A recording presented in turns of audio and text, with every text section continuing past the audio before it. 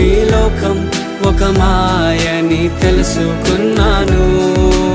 ఏది నా సొంతం కాదనుకున్నాను. తప్పిపోయిన కుమారుని నేనైతే నా కొరకై నిరీక్షించే తండ్రి నా యేసు. తప్పిపోయిన కుమారుని నేనైతే నా కొరకై నిరీక్షించే తండ్రి నా యేసు. ఈ లోకమంతా నేను వెతకినా నాకు లేదయ్యా ఎక్కడా ఆనందం.